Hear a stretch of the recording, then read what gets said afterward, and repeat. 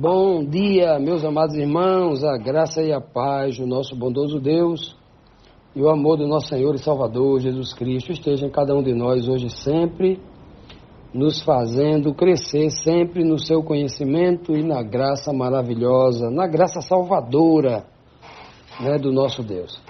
Amados, hoje, quarta-feira, nós vamos continuar o nosso estudo semanal sobre quem é Jesus para o apóstolo João.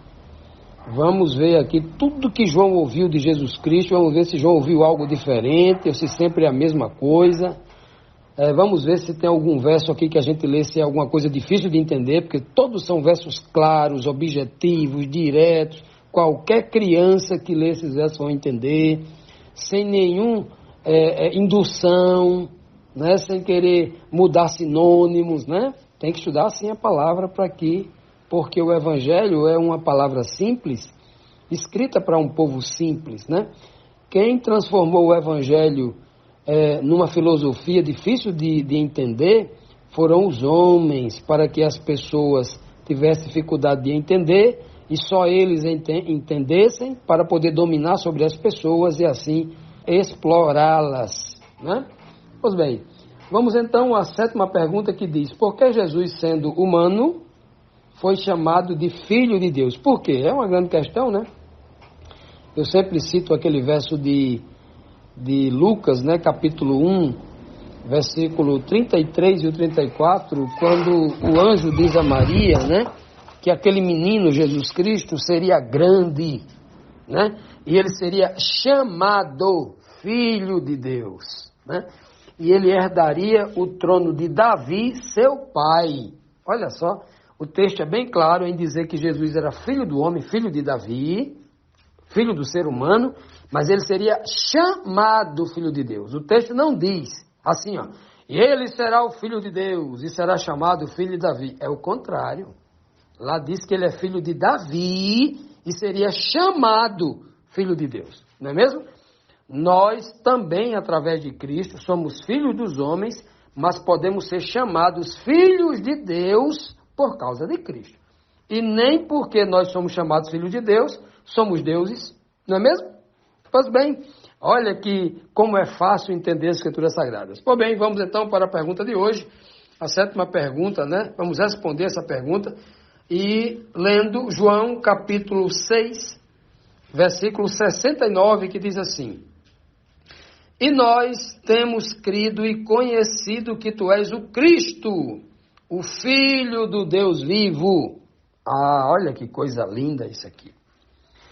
Veja que aqui é João, porque logo depois que Cristo prega, no capítulo 6, é a maior pregação de Cristo, é uma pregação espiritual tão profunda, mas tão profunda, que aqueles que participavam dos seus 70 discípulos, lembra? Cristo formou 12 e enviou 12, depois formou mais 70 e enviou mais 70 discípulos. Daqueles 70 discípulos, muitos o abandonaram depois desse sermão que ele fez. Ele começou falando no capítulo 6, dizendo para os fariseus que ele era o pão da vida que foi derramado lá no deserto. Aquele maná que derramou lá do deserto, caiu do céu, aquele pão que caiu do céu era uma tipologia que apontava para Cristo. O maná que caiu do céu era uma tipologia de Cristo. Cristo fala, eu sou o pão que desceu do céu. Aquele pão lá aquela massa que caiu lá do céu, lá, o maná, os pais de vocês comeram e morreram, mas se vocês comerem de mim, o verdadeiro pão, vocês terão a vida eterna. E Cristo começa a falar, Então, a partir do versículo 48, ele começa a dizer, olha, coma a minha carne, beba do meu sangue. Ele fala umas 3 ou 4 vezes, coma a minha carne, Quando ele acaba de falar isso, os discípulos que ainda estavam alienados pela religião, presos à letra morta, provavelmente entendiam o que Cristo estava dizendo para comer da carne dele no sentido literal, uma espécie de canibalismo. Entenderam, ficaram tão escandalizados que abandonaram Cristo.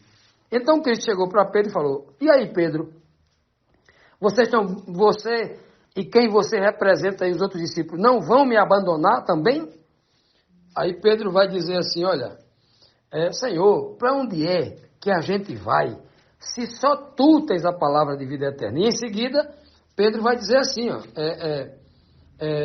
João, e nós, ele diz lá, Pedro, e nós temos crido e conhecido, nós acreditamos e conhecemos que tu és o Cristo. Veja, primeiro que antes de Pedro dizer que ele é o Filho de Deus, Pedro disse que ele é o Cristo. E eu quero explicar para você hoje o que significa isso, o Cristo, porque muita gente não entende isso. Muita gente pensa que Cristo é o sobrenome de Cristo. Não, o nome dele é só Jesus. Jesus, vírgula, o Cristo. Cristo é um título. A palavra Cristo aponta para o ungido. Muitas vezes nas Bíblias hebraicas é traduzido como o Messias. E quando é que Cristo se torna o Messias, o ungido? Quando ele sai das águas do Jordão e o Pai derrama o seu Espírito na sua mente, na sua cabeça. Lembra daquela cena que desce uma bola de fogo parecendo uma pomba branca e cai sobre Cristo ali? Aquilo era o Espírito de Deus batizando o seu Filho. É a partir daquele momento, o primeiro momento em que Deus fala, este é meu Filho amado em quem me comprazo. Quando Jesus nasceu, ele não disse isso. Quando os anjos estavam lá cantando para aqueles pastores, não foi dito isso, né? O que foi dito lá é que vai nascer o Salvador de Israel, isso foi dito lá, né? Mas a primeira vez que o Pai diz para Jesus, este é meu Filho amado em quem me comprazo, é quando coloca nele o seu Espírito. Primeiro ele coloca o Espírito e depois ele diz isso. Por que faz isso? Uma tipologia clara de que nós só passamos a ser filhos de Deus também quando esse mesmo Espírito habita em nós. Sabe onde é que está essa verdade absoluta? Em Gálatas 4, versículo 6, quando diz assim, e porque vós sois filhos, Deus enviou às vossas mentes, aos vossos corações, o Espírito do seu Filho, ou seja, o mesmo Espírito que o Pai deu a Jesus, é o mesmo Espírito que Cristo dá para a gente. Para que nós digamos o quê? Abba. Abba quer dizer o quê? Pai. Olha que coisa linda. Só quando o Espírito de Deus, através de Cristo, ou o Espírito de Cristo, habita em nossa mente, nós nos tornamos filhos de Deus. E a gente pode chamar Deus de Pai. Que coisa linda, não é? Essa é a beleza do verdadeiro evangelho, sem misticismo, sem filosofia. Então, primeiro João diz assim, ó, tu és o Cristo. Ah, porque ele é Cristo, foi ungido, então ele se tornou o Filho de Deus. O Filho do Deus vivente, o Filho do Deus vivo. Porque Deus colocou nele o seu Espírito. Mas, de fato e naturalmente, Jesus era filho do homem. Nos versos anteriores, aqui ele vai falar umas 10 vezes, filho do homem, filho do homem, filho do homem, filho do homem, né? Mas quando Pedro diz assim, olha, tu és o Cristo, ou seja, primeiro tu recebeste o Espírito, o Pai colocou dentro de você o Espírito, e aí você se tornou filho do Deus vivente, o primogênito, o primeiro, a Deus habitar nele de forma poderosa, né? Daquela forma como habitou em Cristo, né? Mas no Antigo Testamento, muitos homens foram cheios do Espírito, Saul, Davi, Elias, Moisés, Abraão, né? É verdade. Mas um batismo e selamento, Jesus tem a primazia de todas as coisas. Ele é o primeiro. Ele é a primícia de todas as coisas. Daquela forma, só Jesus. Então, a partir de Cristo, todos nós, inclusive os do passado, Abraão, Isaac, Jacó, Davi, José, todo mundo, eles se tornam também, embora tenham vivido antes de Cristo, é pela fé no Cristo que viria, e nós pela fé no Cristo que já veio, que nós podemos nos tornar também filhos de Deus quando o seu Espírito habita em nós. Louvado seja Deus por Jesus Cristo e por esse Espírito maravilhoso que nos toma como filhos adotivos da humanidade e nos faz filhos de Deus no Espírito. Continuando, meus amados, vamos aqui para a pergunta número 8.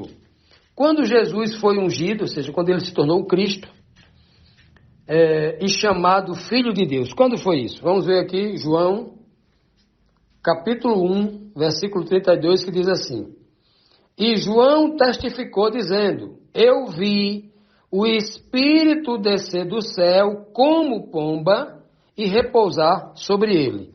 Em outras palavras, João está dizendo como, né? Algo parecido com uma pomba, né? Parecia uma pomba. Como se fosse uma pomba, né? Na verdade, não é um animal que pousa sobre Cristo. Como era algo que parecia. Né? Por que eles diziam pomba? Porque parecia um pombo branco. Uma luz, algo assim, né? Interessante que ele diz bem claro. Ó. Em outras versões, em outros evangelhos, por exemplo, de Mateus, fica bem claro, né? Em forma de, só tinha a forma.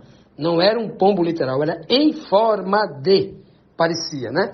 Não se diz, por exemplo, assim, ó, estou aqui com a caneta na minha mão, aqui, eu estou olhando para essa caneta, aí eu digo assim, uma caneta em forma de míssel, a caneta parece um míssel, né? Uma caneta em forma de uma cobra estirada, parece também, né? Ou uma caneta em forma de um cabo de vassoura. Olha, esta caneta, isso aqui eu estou na mão, é um cabo de vassoura, é uma cobra ou é um míssil? Não, é uma caneta. É que ela se parece com essas coisas. Então nós não dizemos assim, ó, uma caneta em forma de caneta. Não existe isso. Ok? Nós dizemos bem claro, quando a Bíblia diz que era o espírito em forma de... era o espírito que parecia com uma pomba, mas na verdade era o Espírito de Deus que não tem forma, não é? Cristo deixou bem claro para Nicodemos que o Espírito você não vê, você sente, você não sabe de onde vem nem para onde vai, não é mesmo? O Espírito é tipificado como fogo, como a água, como o azeite, como unção, etc. Então, a Bíblia não define o que é. Só a turma da filosofia, que fora da Bíblia, que inventa essas coisas aí. Mas vamos lá, o texto bíblico claro é o que nos interessa. A nossa fé está baseada num claro, assim diz o Senhor, em versos diretos, claros, absolutos, né? Com muita abundância de informação. A gente não crê em verso isolado. Ou em versos deduzidos. Se lê uma coisa, deduz outra. Então o texto aqui é muito claro, diz bem claramente aqui como Jesus foi ungido. Como é que ele se tornou o Cristo. Jesus, até os 30 anos de idade, era apenas Jesus. Ele só se torna Jesus, o Cristo, quando por volta dos 30 anos de idade, ele vai ao Jordão e o Espírito vem sobre ele. O Espírito de Deus é derramado na sua mente. Naquele momento ele se torna o Cristo. Por que eu estou dizendo isso? Porque muita gente não sabe disso.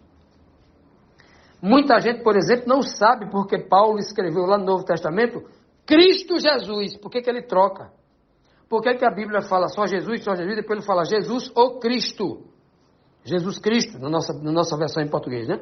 E por que Paulo fala Cristo, o Jesus, né?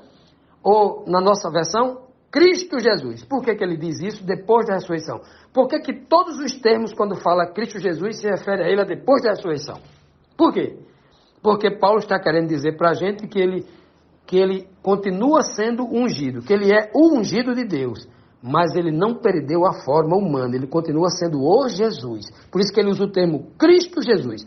E muitos poucos teólogos sabem disso. Por quê? Porque a mente foi completamente cauterizada, alienada por um ensino mentiroso de que Cristo é um Deus. Que Cristo é um Deus tão igual ao Pai, onipotente, onipresente, onisciente, mas as respostas para as perguntas simples somem da mente dele. Se Cristo era Deus e Deus não morre, por que ele morreu?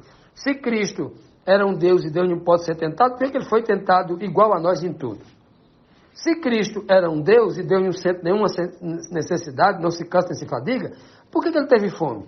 Por que ele estava dormindo num barco, o barco quase afogando, ele tão morto e cansado que não conseguia acordar numa tempestade dentro do mar, dentro de um barco? Por que ele estava tão cansado que não aguentava em pé e estava dormindo, né, na popa lá do barco? E daí por diante, essas respostas eles não têm. Sabe por quê? Porque é uma doutrina baseada em filosofia. É uma doutrina toda cheia de contradições. Não tem resposta para nada. São mais de 500 perguntas que a gente faz com a Bíblia aberta sobre questionamentos que não tem resposta. Sabe qual é a saída para essas pessoas que ensinam essa mentira? É dizer assim, ó, o que a igreja na Idade Média dizia para o povo ficar calado, e quem fosse contra a autoridade da igreja ia para a fogueira. Ia para a fogueira ser queimado, com Bíblia e tudo, né? Sabe o que eles diziam? Isso aí você não sabe, é um mistério. Não é assim? A igreja de hoje está com o mesmo espírito da igreja perseguidora, assassina da Idade Média. Com o mesmo espírito. Quando eles não conseguem explicar o óbvio, aí eles dizem, é um mistério, o mistério da Santíssima Trindade. Não faz assim que eles falam?